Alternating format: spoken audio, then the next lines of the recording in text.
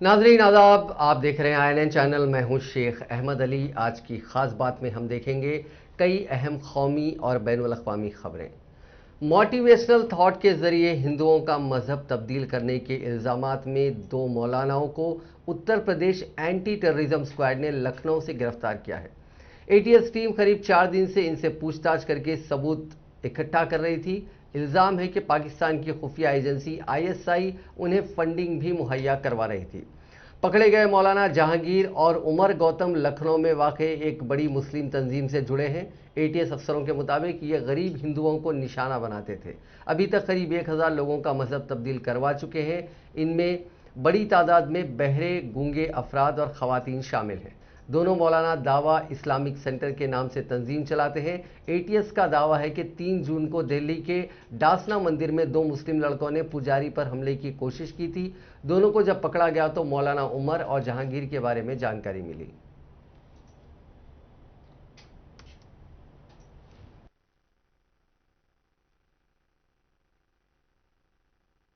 हम सुलभ टारगेट जैसे गरीब परिवार, बेरोजगार लड़के लड़कियां, मूक बधिर छात्र आदि को चिन्हित कर उनके स्वयं के धर्म के प्रति विद्वेष पैदा करते हैं तथा इस्लाम धर्म को श्रेष्ठ और अच्छा बनाकर उन्हें मूल धर्म के प्रति दुर्भावना, घृणा पैदा कर एवं इस्लाम धर्म के प्रति विश्वास और पक्का कर उसके हम सुलभ टारगेट जैसे गरीब परिवार, बेरोजगार लड़के लड़कियां, मूक बधिर छात्र आदि को चिन्हित।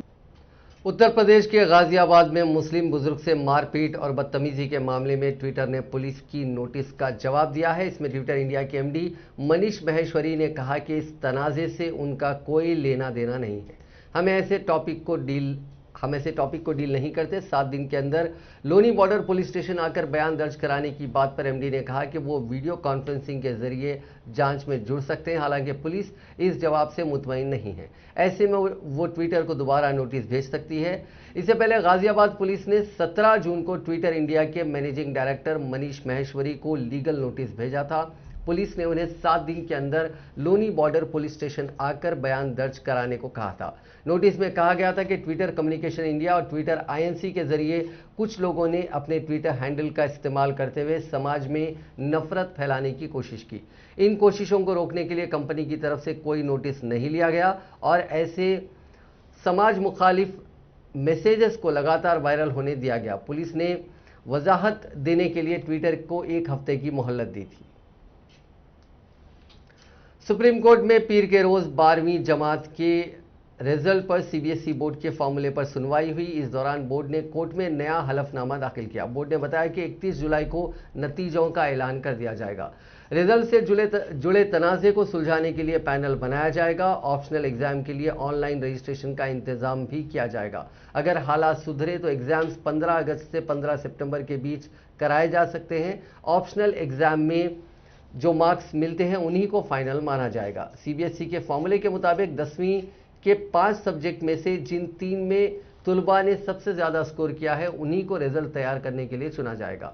11वीं के 5 सब्जेक्ट और 12वीं जमात के यूनिट, टर्म या प्रैक्टिकल में हासिल किए गए मार्क्स को रिजल्ट की बुनियाद बनाया जाएगा। 10वीं और 11वीं के नंबरों को 30 से 30% और 12वीं के नंबर को 40% वेटेज दिया जाएगा। जो बच्चे इम्तिहान देना चाहते हैं उनके लिए हालात नॉर्मल होने पर अलग इम्तिहान का इंतजाम किया जाएगा। अटॉर्नी जनरल के वेणुगोपाल ने बताया कि 1929 से CBSE अपनी खिदमात दे रही है। तारीख में ऐसा पहले कभी नहीं हुआ है। इस फॉर्मूले को हमने एक्सपर्ट्स कमेटी के साथ डिज़ाइन किया है। 10वीं जमात के बोर्ड एग्जाम और सब्जेक्ट 11वीं और 12वीं से अलग होते हैं। इसीलिए हमने पिछले 3 साल यानी 10वीं, 11वीं और 12वीं को बुनियाद बनाया है। घरों में LPG का इस्तेमाल करने वाले लोगों को हुकूमत एक बड़ी राहत देने जा रही है। अब LPG का इस्तेमाल करने वाले ग्राहक खुद ही ये तय कर सकेंगे कि उन्हें किस डिस्ट्रीब्यूटर से गैस रिफिल करवानी है, यानी उन्हें अपनी पसंद का डिस्ट्रीब्यूटर चुनने का ऑप्शन मिलेगा।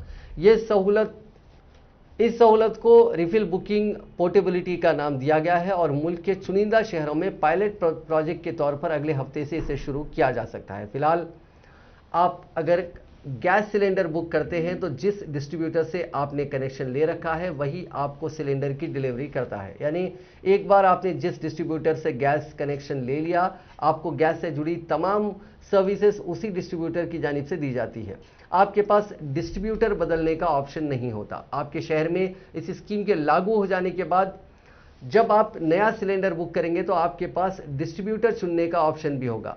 आपके इलाके में जितने भी डिस्ट्रीब्यूटर हैं उन सब की लिस्ट आपको दिखेगी। आप डिस्ट्रीब्यूटर की रेटिंग और बाकी सहूलियात देखकर डिस्ट्रीब्यूटर चुन सकेंगे। यही डिस्ट्रीब्यूटर आपको सिलेंडर की डिलीवरी करेगा। मरकजी हुकूमत ने सेंट्रल बैंक ऑफ इंडिया और इंडियन ओवरसीज बैंक का नाम प्राइवेट करने के लिए फाइनल कर लिया है। इन दोनों में हुकूमत अपनी 51% की हिस्सेदारी पहले मरहले में बेचेगी। इस खबर से दोनों बैंकों के शेयरों में आज 20% तक का उछाल देखा गया। सेंट्रल बैंक ऑफ इंडिया का शेयर 20% बढ़कर 24 रुपये 30 पैसे पर कारोबार कर रहा था, जबकि इंडियन ओवरसीज बैंक का शेयर 19.80% बढ़कर 23 रुपये 60 पैसे पर कारोबार कर रहा था। इसी तरह बैंक ऑफ महाराष्ट्र का शेयर 8% बढ़कर 27 रुपये पर, जबकि बैंक ऑफ इंडिया का शेयर 7% बढ़कर 80 रुपये पर कारोबार कर रहा था। हुकूमत इन दोनों बैंकों में हिस्सेदारी घटाने के लिए बैंकिंग रेगुलेशन एक्ट में सुधार करेगी और कुछ दीगर बैंकिंग खवायद में भी सुधार करेगी। हुकूमत ने कुल 4 सरकारी बैंकों में हिस्सेदारी कम करने की स्कीम बनाई है। इसमें इन दोनों के अलावा बैंक ऑफ महाराष्ट्र और बैंक ऑफ इंडिया भी शामिल है। हालांकि पहले मरहले में सिर्फ 2 ही बैंकों के नाम आए हैं। हुकूमत ने बजट में भी 2 सरकारी बैंकों के प्राइवेटाइजेशन की बात कही थी। 15 दिन पहले भी इसी तरह की खबर सामने आने पर दोनों बैंकों के शेयरों में तेज उछाल देखा गया। पिछले 2 से 3 महीनों में इन बैंकों के शेयरों में दुगने से ज्यादा उछाल देखा गया। जराये के मुताबिक हुकूमत के थिंक टैंक नीति आयोग ने इन दोनों बैंकों के नाम को चुना था। हालांकि बैंक ऑफ इंडिया अभी भी इम्कानी नामों की लिस्ट में है। नीति आयोग ने इन दोनों सरकारी बैंकों और एक जनरल बीमा कंपनी का नाम डिसइन्वेस्टमेंट की कमेटी के सेक्रेटरी को भेजा था। इन सभी को इसी माली साल के खत्म तक प्राइवेटाइज किया जा सकता है।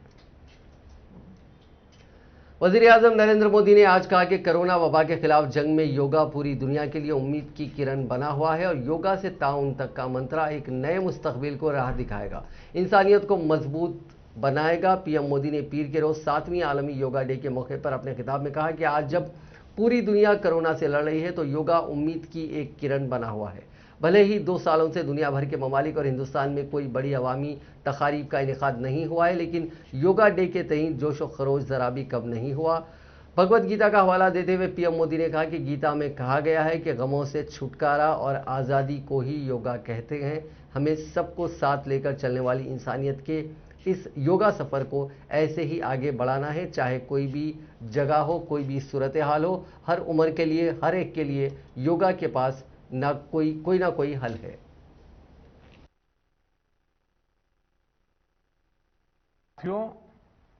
महान तमिल संत श्री तिरुवल्लुवर जी ने कहा, नोई नाडी नोई मुद्दल नाडी हदु तनिक्कुम वायनाडी वाय पच्चयल। अर्थात अगर कोई बीमारी है तो उसे डायग्नाइज करो, उसकी जड़ तक जाओ, बीमारी की वजह क्या है ये पता करो, फिर उसका इलाज सुनिश्चित करो। योग यही रास्ता दिखाता है। आज मेडिकल साइंस भी उपचार के साथ साथ हीलिंग पर भी उतना ही बल देता है और योग हीलिंग प्रोसेस में उपकारक है। मुझे संतोष है कि आज योग के इस पहलू पर दुनिया भर में के विशेषज्ञ अनेक प्रकार के साइंटिफिक रिसर्च भी कर रहे हैं, उस पर काम कर रहे हैं। साथियों, कोरोना काल में योग से हमारे शरीर को होने वाले फायदों पर, हमारी इम्यूनिटी पर पड़ने वाले सकारात्मक प्रभावों पर कई स्टडीज हो रही है। आजकल हम देखते हैं कई स्कूलों में ऑनलाइन क्लासेस की शुरुआत में 10-15 मिनट बच्चों को योग प्राणायाम कराया जा रहा है। ये कोरोना से मुकाबले के लिए भी बच्चों की शारीरिक रूप में तैयारी कर रहा है। साथ अब बात कोरोना वायरस की। दुनिया में कोरोना के मामले लगातार कम हो रहे हैं। इस बीच पिछले 24 घंटों में दुनिया भर में 2,95,229 लोगों की कोरोना रिपोर्ट पॉजिटिव आई। इस दौरान 3,25,447 लोगों ने कोरोना को मात दी। हालांकि बीते दिन 6,233 लोगों की कोरोना इन्फेक्शन की वजह से मौत भी हुई। कोरोना वबा के बीच राहत की बात यह है कि बीते दिन नए मुतासरीन की तादाद पिछले 74 दिनों में सबसे कम है। इससे पहले 8 मार्च को 2,94,715 लोग कोरोना की चपेट में आए थे। वहीं रोजाना अमवात का आंकड़ा भी बीते दिन पिछले 68 दिनों में सबसे कम रहा। इससे पहले 14 मार्च को 6,168 लोगों की मौत हुई थी। कोरोना के बढ़ते मामलों के बीच ब्रिटेन में सुस्त होते वैक्सीनेशन प्रोग्राम को नौजवानों ने बूस्टर दिया है। मुल्क की 46.6% आबादी को वैक्सीन लगाने के बाद 18 से 20 साल के लोगों के लिए हफ्ते के रोज से वैक्सीनेशन प्रोग्राम शुरू किया गया था। इसे लेकर नौजवानों में जोश देखा गया। वैक्सीनेशन सेंटर के बाहर लंबी कतारें लग रही हैं। पहले दिन यानी हफ्ते के रोज इस एज ग्रुप के 7,30,000 लोगों ने बुकिंग कराई। हर घंटे 30,000 लोगों को टीके लग रहे हैं। लोग 1 किलोमीटर लंबी कतार में खड़े होकर अपनी बारी का इंतजार कर रहे हैं। लाइन में लगे नौजवान वैक्सीनेशन को आज़ादी से जोड़कर देख रहे हैं। उन्हें यकीन है कि वैक्सीनेशन के बाद उन्हें क्वारंटाइन नहीं होना पड़ेगा। उनका कहना है कि अब वो कहीं भी जा आ सकेंगे। ब्रिटेन में बीते 3 दिनों से 10,000 से ज्यादा मामले आ रहे हैं। हालांकि अमवात का आंकड़ा स्टेबल है। हफ्ते के रोज मुल्क में सिर्फ 14 अमवात हुई थी। उधर फाइजर, मॉडर्ना और एस्ट्राजेनेका वैक्सीन की तंगी की वजह से पिछले हफ्ते ब्रिटेन में सिर्फ 4.5 लाख टीके लगे थे। जिस वक्त वैक्सीनेशन रफ्तार में थी तब हफ्ते में 12 लाख टीके लग रहे थे। अब तक ब्रिटेन में 18 जून तक 7 करोड़ 30 लाख डोजेस लग चुके हैं। इनमें से 4 करोड़ 20 लाख आबादी को पहली और 3 करोड़ 11 लाख डोजेस लोगों को दोनों डोजेस लग चुके हैं। वैक्सीनेशन प्रोग्राम ने ब्रिटिश इकोनॉमी को भी बूस्टर दिया है। अब यह उम्मीद से भी तेज रफ्तार से आगे बढ़ रही है। हिंदुस्तान में अब रोजाना कोरोना के 60,000 से भी कम केसेस आ रहे हैं। राहत की बात यह है कि 650 जिलों में से 90% में एक्टिव केसेस कम हो रहे हैं। एक्टिव केसेस का मतलब ऐसे मरीज जिनका अभी इलाज चल रहा है। हालांकि 70 जिले ऐसे हैं जहां पिछले हफ्ते यानी 12 से 19 जून के बीच एक्टिव केसेस में बढ़ोतरी रिकॉर्ड की गई है। इनमें भी सिर्फ 27 जिले ही ऐसे हैं जहां एक्टिव केसेस में बढ़ोतरी 100 से ज्यादा की रही और 10 जिलों में यह बढ़ोतरी सिंगल डिजिट में देखी गई। पिछले 24 घंटों में मुल्क भर में 52,956 मामले सामने आए। इस दौरान 77,967 लोग ठीक भी हुए और 1,423 मुतासरीन की मौत हुई। नए मरीजों का आंकड़ा बीते 89 दिन में सबसे कम है। इससे पहले 23 मार्च को 47,249 लोगों की कोरोना रिपोर्ट पॉजिटिव आई थी। इस तरह पिछले 24 घंटों में एक्टिव केसेस यानी इलाज करा रहे मरीजों की तादाद में 26,457 की कमी रिकॉर्ड की गई। फिलहाल 6,97,893 मरीजों का इलाज चल रहा है। मुल्क में 78 दिनों के बाद यह आंकड़ा 7 लाख से नीचे आया है। इससे पहले 3 अप्रैल को मुल्क में 6,87,434 एक्टिव केसेस थे।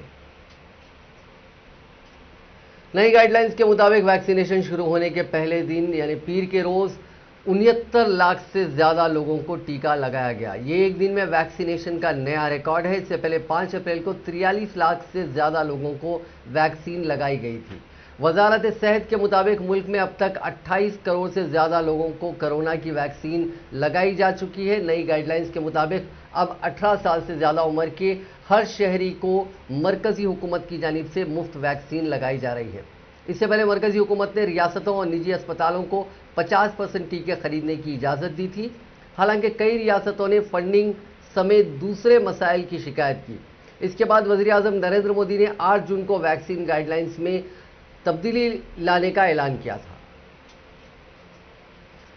कोरोना के मनफी असरात की तरह तरह शक्लें नमूदार हो रही हैं। ऐसे में फिजाई आलूदगी मुतअद्दिद तिब्बी मसाइल का बायस बन सकती है और अब इंकशाफ हुआ है कि इसके नतीजे में कोविड-19 का खतरा भी बढ़ जाता है। ये इंतबाह अमेरिका में होने वाली एक तिब्बी तहकीक में सामने आया। मीडिया की रिपोर्ट के मुताबिक कैलिफोर्निया यूनिवर्सिटी की तहकीक में दरियाफ्त किया गया कि एहतियाती तदाबीर जैसे फेस मास्क के इस्तेमाल से कोविड का खतरा 15% तक कम किया जा सकता है। और तहकीक में बताया गया कि ऐसे शवाहिद मौजूद हैं जिनसे इंदिया मिलता है कि नाकिस हवा का ज़्यादा वक्त तक सामना होना हर नई लहर में कोविड-19 का शिकार होने का खतरा बढ़ा सकता है। रिपोर्ट के मुताबिक अगरचे एहतियाती तदाबीर बीमारी से बचने के लिए मौसर हैं, मगर तवील वक्त तक फिजा में मौजूद आलूदा ज़र्रात के जिस्म में दाखिले की सूरत में कोई मुस्बित असर सामने नहीं आ सका। इस तहकीक के नताइज तिब्बी जरीदे journal of environmental research and public health में शाया हुए हैं। तहकीक में कहा गया है कि फिजाई मियार को बेहतर बनाने और एहतियाती तदाबीर पॉलिसी तरजीहात में शामिल होनी चाहिए। तहकीक से पता चला कि अमेरिका के जिन हिस्सों में फिजाई मियार नाकिस था वहां कोविड से ज़्यादा अमवात हुई। महक़क़ीन का कहना है कि माहौलियाती खतरात का बोझ अमेरिका और आलमी सतह पर मसावी नहीं है और तहकीक में फिजाई आलूदगी यानी एयर पोल्यूशन के हर उम्र के अफराद की सेहत को लाहक संगीन खतरात के खदशात को सामने लाया गया है। उन्होंने कहा कि फिजा में मौजूद फाइन ज़र्रात यानी ऐसे आलूदा ज़र्रात जिनका साइज 2.5 माइक्रोमीटर से छोटा है, दिल और फेफड़ों के अमराज का बास बनते हैं। उन्होंने कहा कि एक ज़र्रा इंसानी बाल से 30 गुना छोटा होता है, जबकि ज़्यादा आलूदा मकामात पर रहने वाले उमूमन ज़्यादा गरीब होते हैं, आबादी गुंजान होती है और कम तालीम याफ्ता होते हैं। उन्होंने कहा कि यह पहली तहकीक में तवील अरसे तक आलूदा ज़र्रात के असरात और कोविड के ख़तरे के दरमियान ताल्लुक़ का तज्ज़िया किया गया। उन्होंने मज़ीद कहा कि तहकीक से ये भी मालूम हुआ है कि घर में रहने और फेस मास्क जैसे पॉलिसियों से ख़तरे को नुमाया हद तक कम किया जा सकता है। उन्होंने कहा कि कुछ हवाले से तहकीक महदूद है क्योंकि इसमें रियासती या काउंटीज़ की सतह पर फ़िज़ाई आलूदगी और कोविड केसेस का तज्ज़िया किया गया और इनफरादी सतह पर ऐसा नहीं हुआ। ताहम मजमूई तौर पर नताइज से साबित होता है कि फ़िज़ाई आलूदगी कोविड का खतरा बढ़ाने वाला अहम अंसर है। कांग्रेस पार्टी के साबिक़ सदर राहुल गांधी ने पीर के रोज़ हुकूमत की जानिब से कोरोना मुतासरीन के लवाहिकीन को 4 लाख रुपए की माली इमदाद फराहम करने से इनकार पर सख्त रद्द-ए-अमल का इजहार करते हुए पीर को कहा कि मोदी हुकूमत वबा की शुरुआत से ही अवाम के तईं बेईमाना रवैया अपना रही है। राहुल गांधी ने कहा कि कोरोना मुतासरीन के इलाज के लिए सहूलत की शदीद किल्लत है, जिसकी वजह से बड़ी तादाद में लोग अपनी ज़िंदगियों से हाथ धो बैठे हैं। उन्होंने कहा कि एक तरफ लाखों अफराद इलाज के फुकदान के सबब कोरोना की वजह से फौत हो गए और दूसरी तरफ हुकूमत मरने वालों की तादाद के हवाले से झूठे आदाद देकर अपनी बहीमियत का सबूत पेश कर रही है। गांधी ने ट्वीट किया कि ज़िंदगी की कीमत लगाना मुमकिन है, हुकूमत मुआवजा सिर्फ एक छोटी सी इमदाद होती है, लेकिन मोदी हुकूमत ऐसा करने के लिए भी तैयार नहीं है। जानलेवा और हलाकत खैज कोविड की वबा में पहले इलाज की कमी, फिर झूठे आदाद शुमार और सबसे बढ़कर हुकूमत का बेईमाना रवैया। इस साल अमरनाथ यात्रा नहीं होगी, कोरोना की वजह से इसे रद्द कर दिया गया है। ये यात्रा 28 जून से शुरू होकर 22 अगस्त तक चलनी थी। कोरोना के हालात नॉर्मल होने पर श्राइन बोर्ड ने इसकी तारीखें तय की थी।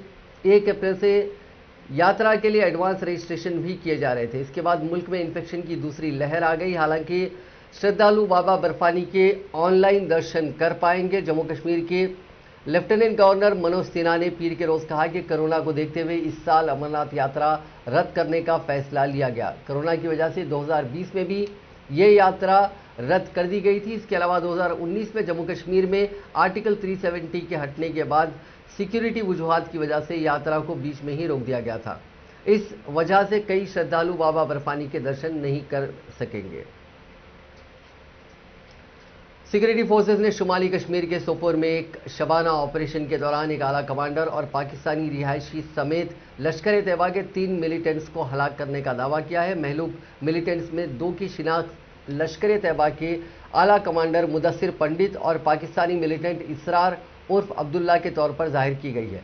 जम्मू कश्मीर पुलिस ने दावा किया है कि मुदस्सिर पंडित 3 पुलिस एहलकारों, 2 काउंसलर्स और 2 आम शहरियों की हालिया हलाकतों समेत कई दीगर जराइम में मुलविस था। मध्य प्रदेश के जिले मोरिना में गुज़िश्ता 4 दिनों में जहरीले दाने खाने के बाद 3 दर्जन से ज्यादा कौमी परिंदे मोर की मौत हो गई।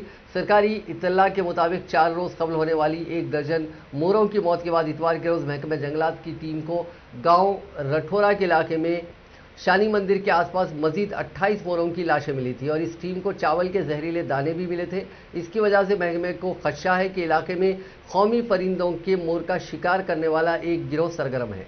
Deputy director veterinary department doctor Ram Kumar Tyagi ने बताया कि गुज़िश्ता रोज पाए गए 28 मरने वाले मोरों का पोस्टमार्टम आज बानमोर में किया जाएगा। इसके बाद ही मोरों की मौत की वजूहात वाज़ेह तौर पर मालूम हो सकेंगी।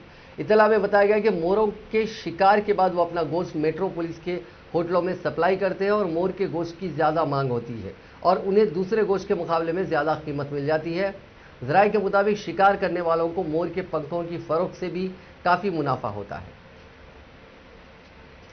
मगरबी बंगाल असेंबली इंतखाबात में तृणमूल कांग्रेस की जबरदस्त कामयाबी के बाद पीके यानी प्रशांत किशोर की अहमियत काफ़ी बढ़ गई है। उनकी टीम के साथ तृणमूल कांग्रेस ने 2026 के लिए नया कॉन्ट्रैक्ट भी साइन कर लिया है। लेकिन सबसे दिलचस्प बात यह है कि पीके कौमी सियासत में सरगर्म होते नजर आ रहे हैं। इस ताल्लुक से उन्होंने कोई ऐलान नहीं किया, लेकिन 21 जून को शरद पवार से दिल्ली में हुई मुलाकात के बाद कहा जा रहा है कि उन्हें 2024 लोकसभा इंतखाबात को लेकर कोई बड़ी जिम्मेदारी एनसीपी दे सकती है।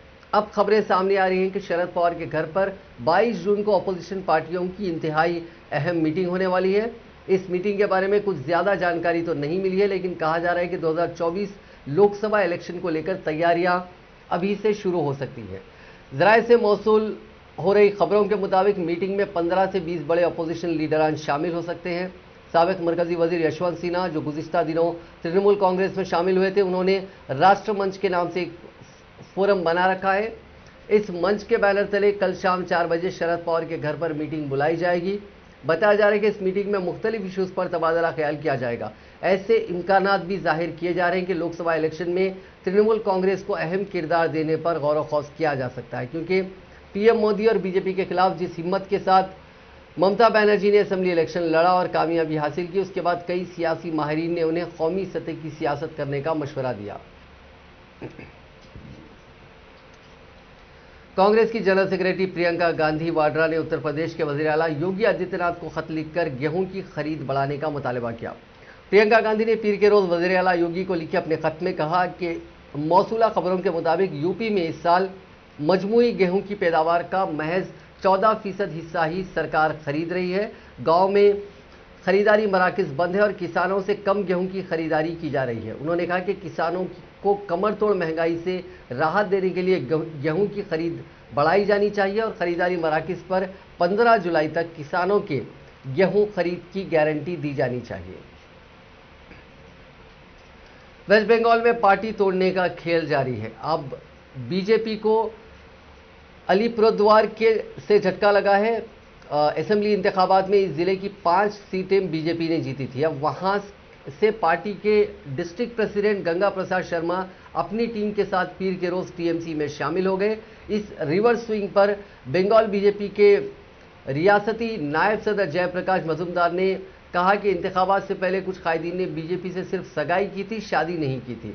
अब समझिए उन्होंने सगाई तोड़ दी। उन्होंने इल्जाम लगाया कि टीएमसी दूसरी पार्टी के कायदीन के पीछे पुलिस लगा देती है। आर्म्स एक्ट या नारकोटिक्स में झूठा मामला बनाकर जेल में डाल दिया जाता है, इसीलिए कई कायदीन डर से टीएमसी में शामिल हो रहे हैं। वहीं कुछ लोग कुछ फायदे के लिए टीएमसी से जुड़ रहे हैं। अब बंगाल की सियासत में ये ट्रेंड आम है। कुछ हमारी पार्टी में इंतखाबात से पहले आए थे, अब जा रहे हैं।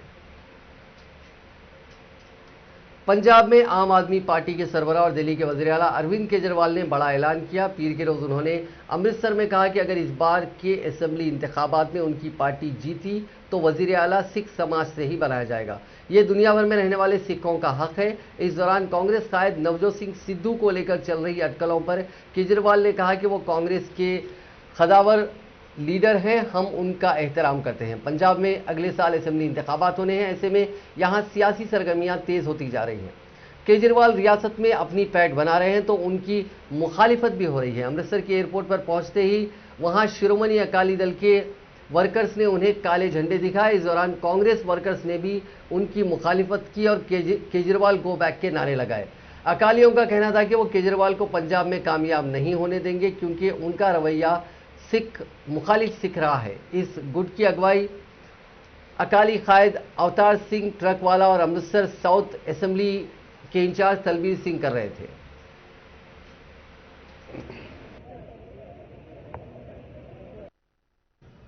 अब जनता ने कहना चालू कर दिया, जनता देख रही है, दिल्ली पड़ोस में ही है। दिल्ली वालों ने एक नई पार्टी को एक बार मौका दिया, दिल्ली में 24 घंटे बिजली आने लग गई, दिल्ली में बिजली फ्री हो गई। तो पंजाब के लोग अब कह रहे हैं भाई हमें भी फ्री बिजली चाहिए, चाहिए कि नहीं चाहिए? अब पंजाब के लोग भी कह रहे हैं भाई हमें भी फ्री बिजली चाहिए, हमें भी 24 घंटे बिजली चाहिए। पंजाब के लोग दिल्ली जाते हैं, देख के आते हैं इतने शानदार सरकारी स्कूल हो गए, तो पंजाब के लोग कहते हैं भाई उन्होंने अगर 5 साल में कर दिया, 70 साल में इन्होंने क्या किया हमारी सारी पार्टियों ने। पंजाब के लोग दिल्ली जाते हैं, देखते हैं सरकारी अस्पताल मोहल्ला क्लिनिक इतने अच्छे हो गए, तो पंजाब के लोग अब कहते हैं भाई हमें भी अच्छे अस्पताल चाहिए, हमें भी गांव में क्लिनिक चाहिए, मोहल्ला क्लिनिक चाहिए। अब पंजाब के लोग बदलाव चाहते हैं। अभी तक लोगों के पास विकल्प नहीं था, अब लोगों के पास विकल्प है। पंजाब के लोग बदलाव चाहते हैं। मैं पंजाब के लोगों को अपील करना चाहता हूं, पिछले 70 साल में आपने इन तीनों पार्टियों को अनगिनत मौके दिए, कुछ नहीं बदला। वैसे का वैसे कुर्सी की लड़ाई, सत्ता की लड़ाई, पैसे की लड़ाई, भ्रष्टाचार की लड़ाई, सब कुछ वैसा का वैसा। एक मौका आम आदमी पार्टी को देके देखो।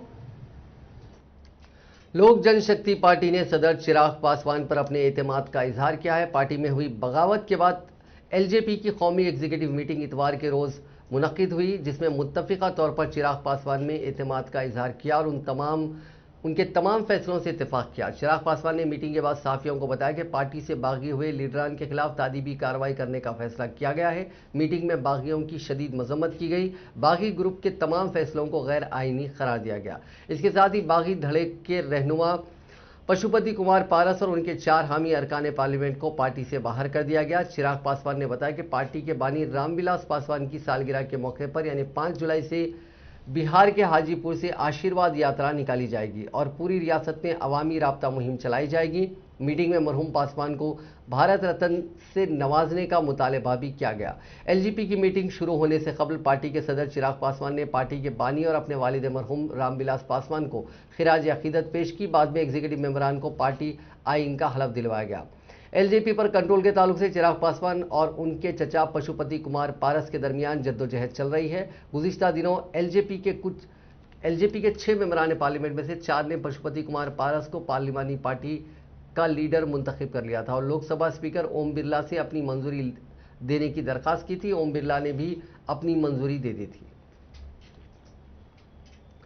जापान की राजधानी टोक्यो में 23 जुलाई से शुरू हो रहे ओलंपिक गेम्स से जुड़ी एक अच्छी खबर सामने आई है। कोरोना वबा के बावजूद अलग अलग वेन्यूज में 50% व्यूवर्स को एंट्री मिलेगी। हालांकि इसकी मैक्सिमम कैपेसिटी 10,000 ही होगी, यानी अगर किसी वेन्यू में ऑडियंस की कैपेसिटी 5,000 होगी तो उसमें सिर्फ 2,500 ऑडियंस ही एंट्री कर पाएंगे। लेकिन अगर किसी वेन्यू की कैपेसिटी 50,000 भी होगी तो भी उसमें मैक्सिमम 10,000 ऑडियंस ही वहां उन्हीं को एंट्री दी जाएगी। ये छूट सिर्फ जापान में मौजूद फैंस को मिलेगी। बैरून मुल्क से आने वाले लोगों पर रोक जारी रहेगी। स्टेडियम में जाने वाले व्यूवर्स को चीयर करने की इजाज़त नहीं होगी। वो जितनी देर स्टेडियम में रहेंगे मास्क पहनना होगा, साथ ही मुकाबले के बाद सीधा घर जाना होगा। ओलंपिक गेम्स के दौरान व्यूवर्स को एंट्री देने का फैसला ऑर्गेनाइजर्स इस पूरे इंतज़ाम से जुड़े सभी 5 अलग अलग कमेटियों के तजवीज़ की बुनियाद पर दिया गया। इंटरनेशनल ओलंपिक कमेटी और दीगर कमेटियों ने इस फैसले में एक अहम रोल निभाया है। जापान के टॉप मेडिकल एडवाइज़र शिगेरो ओमी ने पिछले हफ्ते सलाह दी थी कि ओलंपिक का इनेकाद फैंस की गैर मौजूदगी में हो। हालांकि वो कोरोना वबा के वक्त ओलंपिक के इनेकाद के हक में भी नहीं थे।